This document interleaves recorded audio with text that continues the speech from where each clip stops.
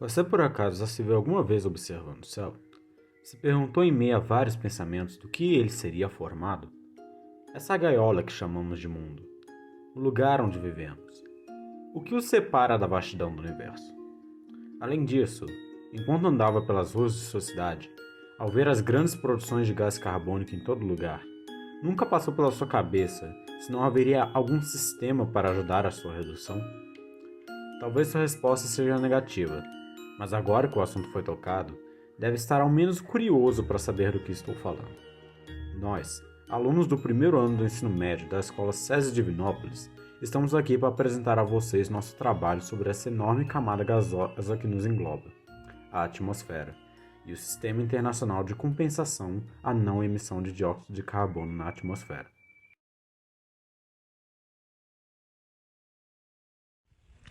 A atmosfera e sua divisão. A atmosfera é uma camada de ar formada por uma mistura de gases que envolve a superfície terrestre, de forma a ser mantida ao redor do planeta em função da força da gravidade.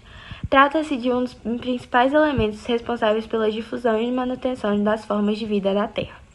Assim como o próprio planeta Terra, a atmosfera é dividida em camadas baseadas na variação de temperatura, exceção em ordem: troposfera, estratosfera, mesosfera, termosfera e exosfera.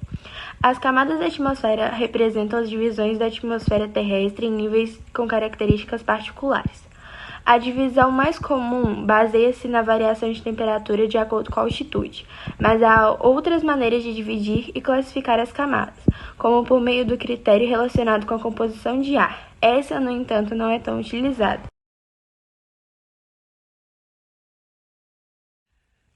Troposfera corresponde à primeira camada da atmosfera, ou seja, é a que mais se aproxima da superfície terrestre. É nessa camada que seres vivos podem respirar normalmente. Apesar de apresentar uma extensão inferior às demais camadas, a troposfera constitui cerca de 80% da massa atmosférica. A distância entre a superfície terrestre e o limite da troposfera é de aproximadamente 17 quilômetros. À medida que a altitude aumenta, a temperatura dessa camada apresenta queda e varia verticalmente. É na troposfera que circulam aviões de cargas. O limite superior da troposfera, conhecido como tropopausa, faz divisa com a próxima camada da atmosfera, a estratosfera. Estratosfera corresponde à segunda camada mais próxima da atmosfera, fazendo limite com a troposfera e com a mesosfera, camada que vem logo a seguir. Na estratosfera, diferente do que ocorre na troposfera, a temperatura eleva-se à medida da altitude que aumenta.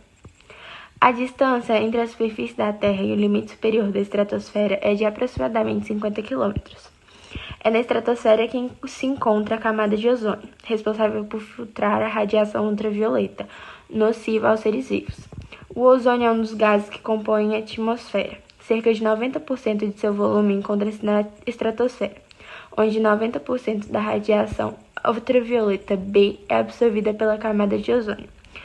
Por apresentar estabilidade, é possível que circulem aviões a jato nessa camada.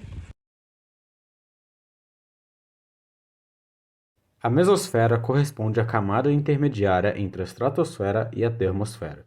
Diferente do que ocorre na estratosfera, a temperatura da mesosfera apresenta queda à medida que a altitude aumenta. Nessa camada, a temperatura pode chegar até menos 90 graus Celsius, no seu limite superior, e, por isso, é considerada a mais fria entre as camadas da atmosfera. Nessa camada, ocorre a combustão que fragmenta os meteoritos, evitando assim que eles cheguem à superfície terrestre. Isso é possível graças à resistência do ar dessa camada. Essa resistência gera calor e possibilita a ocorrência do processo de combustão. A distância entre o limite superior da mesosfera e a superfície terrestre é de aproximadamente 80 km. A termosfera corresponde à camada intermediária entre a mesosfera e a exosfera, última camada da atmosfera. O ar da termosfera é extremamente rarefeito, predominando o gás hidrogênio.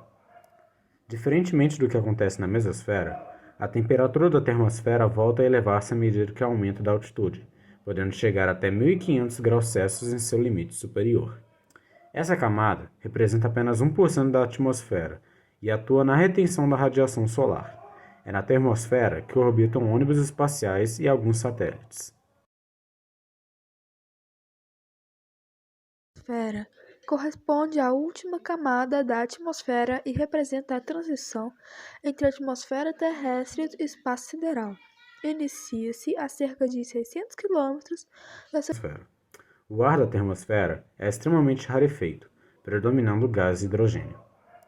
Diferentemente do que acontece na mesosfera, a temperatura da termosfera volta a elevar-se à medida que aumenta da altitude, podendo chegar até 1500 graus Celsius em seu limite superior. Essa camada representa apenas 1% da atmosfera e atua na retenção da radiação solar. É na termosfera que orbitam ônibus espaciais e alguns satélites. A atmosfera corresponde à última camada da atmosfera e representa a transição entre a atmosfera terrestre e o espaço sideral. Inicia-se a cerca de 600 quilômetros da superfície terrestre e não apresenta limite superior visível em decorrência dos gases extremamente rarefeitos que a constituem. Metade dessa camada é composta por gás hélio e a outra metade por hidrogênio. É na exosfera que as partículas presentes começam a se desprender da gravidade da Terra. As temperaturas na exosfera permanecem elevadas, superando os 1000 graus Celsius. Essa elevação de temperatura requer que as naves espaciais sejam constituídas com material resistente a altas temperaturas, para que possam atravessar essa camada na qual orbitam os satélites artificiais.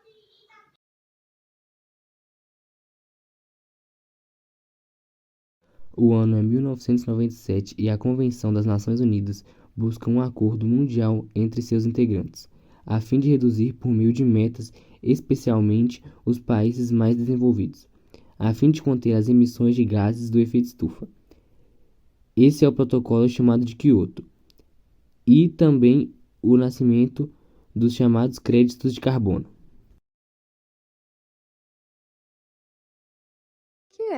Crédito de carbono é um conceito surgido a partir do Protocolo Kyoto em 1997 que visa a diminuição dos gases do efeito estufa, que provocam diversos problemas ambientais associados às mudanças climáticas.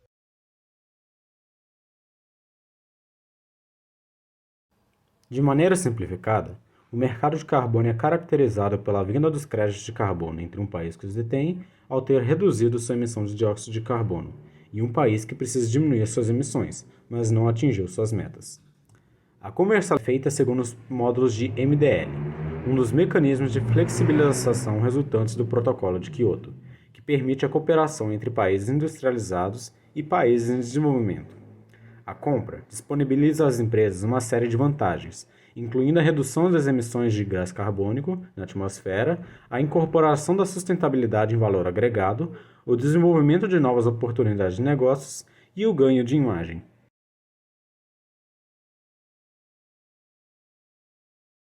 Os gases de efeito estufa são substâncias gasosas que absorvem parte da radiação infravermelha emitida principalmente pela superfície terrestre e dificultam seu escape para o espaço. Isso impede que ocorra uma perda demasiada de calor para o espaço, mantendo a Terra aquecida.